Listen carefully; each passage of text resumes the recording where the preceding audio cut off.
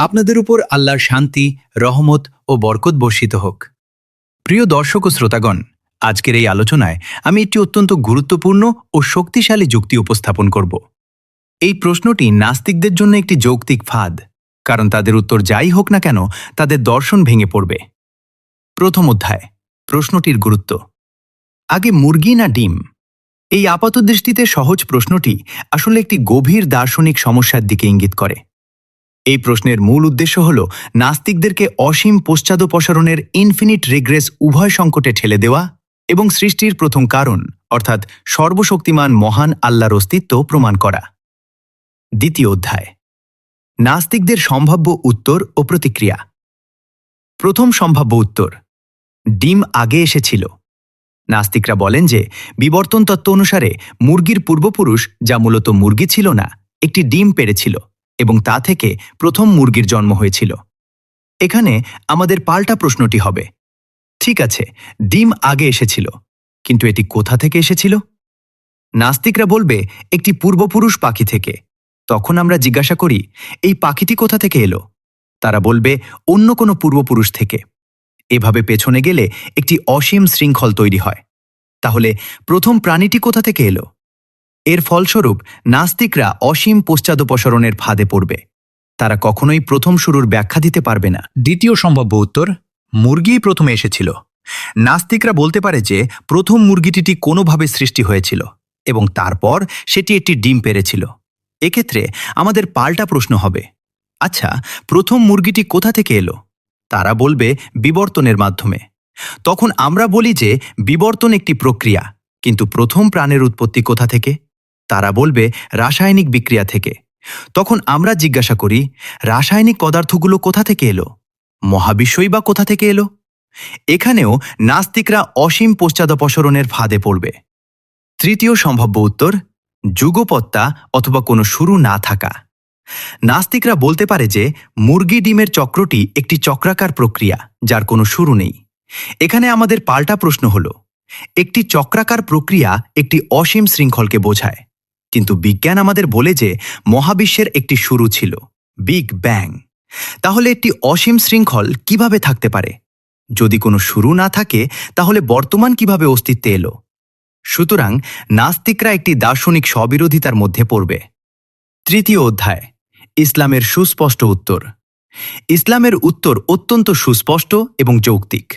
সর্বশক্তিমান আল্লাহ হলেন প্রথম, অর্থাৎ আদিহীন প্রথম। তিনিই স্রষ্টা, কিন্তু তাকে সৃষ্টি করা হয়নি। তিনি মুরগি এবং ডিম সৃষ্টি করেছেন। পবিত্র কুরআনে সূরা আল হাদিদের 3য় আয়াতে সর্বশক্তিমান আল্লাহ বলেন, তিনি প্রথম এবং শেষ। সূরা আল ইখলাসের 3য় আয়াতে বলা হয়েছে, তিনি কাউকে জন্ম দেন না এবং তারও কোনো জন্ম হয় না। এবং সূরা তহা এর 50তম আয়াতে আল্লাহ তাআলা বলেন, আমাদের রব তিনিই, যিনি তার সৃষ্ট সব কিছুকে পূর্ণাঙ্গ করেছেন এবং তারপর তাকে পথ দেখিয়েছেন। চতুর্থ অধ্যায়, দার্শনিক যুক্তি, মহাজাগতিক যুক্তি। মহাজাগতিক যুক্তি নামে একটি বিখ্যাত দার্শনিক যুক্তি রয়েছে। এই যুক্তি অনুসারে প্রথমত মুরগি ডিম থেকে আসে, দ্বিতীয়ত ডিম মুরগি থেকে আসে, তৃতীয়ত কিন্তু প্রথম মুরগি বা ডিম কোথা থেকে এলো? চতুর্থত, যদি আমরা এভাবে পেছনে যাই তবে অবশ্যই একটি আদি কারণ থাকতে হবে, যার নিজের কোনো কারণ নেই। পঞ্চমত, এই আদি কারণই হলেন মহান আল্লাহ। এখানেই নাস্তিকদের জন্য অসীম পশ্চাদপসরণের সমস্যাটি নিহিত। নাস্তিকরা বলে যে মহাবিশ্ব অসীম এবং এর কোনো শুরু নেই, কিন্তু বিজ্ঞান প্রমাণ করেছে যে মহাবিশ্বের একটি শুরু আছে, যা হল বিগ ব্যাং। তাহলে মহাবিস্ফোরণের আগে কি ছিল? নাস্তিকরা বলে যে কিছুই ছিল না। তাহলে শূন্য থেকে কিভাবে এর সৃষ্টি হল? উত্তর হল, একজন সৃষ্টিকর্তা আছেন এবং তিনি হলেন সর্বশক্তিমান আল্লাহ। পঞ্চম অধ্যায়, নাস্তিকদের সাথে আলোচনার কৌশল। নাস্তিকদের সাথে আলোচনায় আমাদের নিম্নলিখিত প্রশ্নগুলো করা উচিত। প্রথম, আগে মুরগি না ডিম? দ্বিতীয়, মহাবিশ্বের উৎপত্তি কোথায়? তৃতীয়, মহাবিস্ফোরণের আগে কি ছিল? চতুর্থ, প্রাণের উৎপত্তি কিভাবে হল? পঞ্চম, নৈতিকতার উৎপত্তি কোথা থেকে? তাদের উত্তর বিশ্লেষণ করার সময় যদি তারা বলে আমি জানি না, আমরা বলি ইসলামের কাছে এর উত্তর আছে, আল্লাহই সৃষ্টিকর্তা।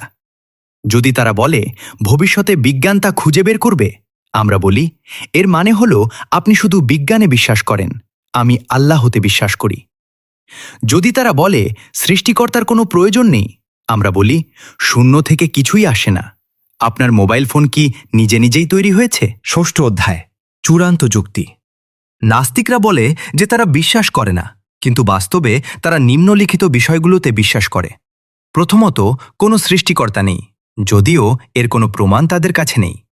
দ্বিতীয়ত, মহাবিশ্ব নিজে নিজেই সৃষ্টি হয়েছে, যদিও এরও কোনো প্রমাণ তাদের কাছে নেই। তৃতীয়ত, বিজ্ঞান একদিন সমস্ত প্রশ্নের উত্তর দেবে, যদিও এর কোনো নিশ্চয়তা নেই। সুতরাং নাস্তিকতাও এক প্রকার বিশ্বাস, কিন্তু তা মহান আল্লাহর পরিবর্তে বিজ্ঞানের উপর বিশ্বাস। প্রিয় দর্শক ও শ্রোতাগণ, নাস্তিকরা নিজেদের যুক্তিবাদী বলে দাবি করে, কিন্তু তারা একটি সহজ প্রশ্নের উত্তর দিতে পারে না। কোনটি আগে এসেছে, মুরগি না ডিম? তাদের উত্তর যাই হোক না কেন, তারা অসীম পশ্চাদপসরণের ইনফিনিট রিগ্রেস সমস্যায় আটকা পড়ে। কিন্তু ইসলাম একটি সুস্পষ্ট উত্তর দেয়। আল্লাহই প্রথম, তার কোনো শুরু নেই। তিনি মুরগি ও ডিম সৃষ্টি করেছেন, তিনি সৃষ্টিকর্তা, কিন্তু তিনি সৃষ্ট নন। সমস্ত প্রশংসা আল্লাহর। নাস্তিকরা কোনো পাল্টা যুক্তি দিয়ে এই যুক্তি খণ্ডন করতে পারবে না। আমরা আল্লাহর কাছে প্রার্থনা করি যেন সত্যের জয় হয়, প্রমাণের জয় হোক। আপনাদের উপর শান্তি ও আল্লাহর রহমত বর্ষিত হোক।